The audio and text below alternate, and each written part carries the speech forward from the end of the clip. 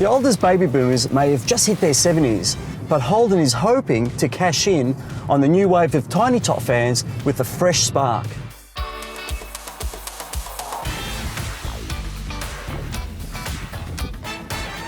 Aimed directly at the Mitsubishi Mirage, Kia Picanto and Suzuki Celerio set, this diminutive 5-door city car hits the market at a time when slightly larger super minis like the awesome Mazda 2 and even the Spark's bigger Barina brother only cost a couple of grand more. The question is, do you lose more than you save by buying the baby version of the Barina? Let's find out.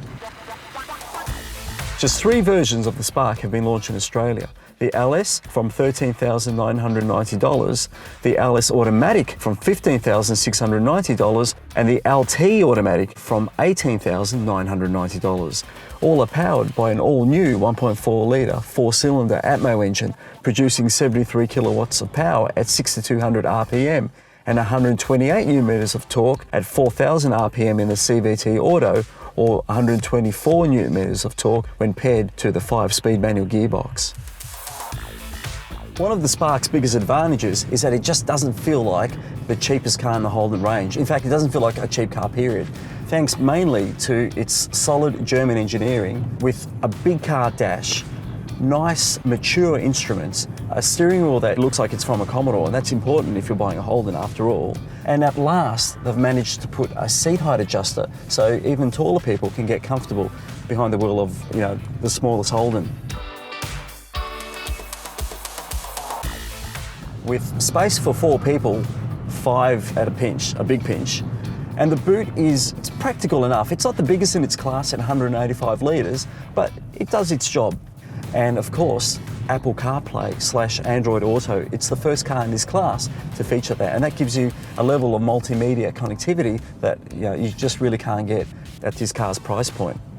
But that's not to say the Spark isn't without its foibles.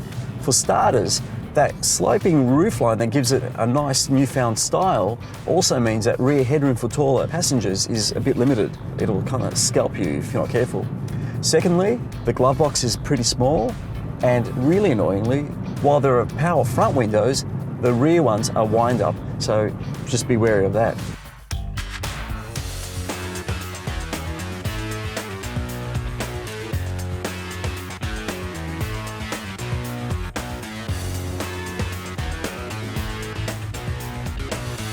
Holden has spent many months retuning this car for Australian conditions, which means that the steering feels sharp and agile, the road holding is planted and secure, and it's got a really good set of brakes. So dynamically, the car is really on a par with the class best. Furthermore, it has a brand new 1.4-litre all-aluminium 4-cylinder petrol engine, which is eons ahead of the old 1.2 slug that was in the Barina Spark. So it feels much livelier and peppier. So that's another advantage. On the downside, for all its newfound dynamic maturity, the Spark doesn't feel very sparkling in terms of the way it steers and handles. It feels mature, but just not exciting. When you accelerate really hard, the CVT does eventually go into that droney mode that can be quite annoying and noisy for your occupants, and the fuel consumption can be quite heavy. We got 8.5 litres per 100 kilometres when Holden claims that this particular variant with the CVT should deliver 5.5. So it isn't as economical as we'd hope. And finally, the CVT can feel a bit laggy, so when you accelerate, it takes just a little bit of time before the performance really kicks in. So it's not perfect dynamically, and the engineering isn't probably top of the class in that respect, but it's just so much better than the old Barina Spark.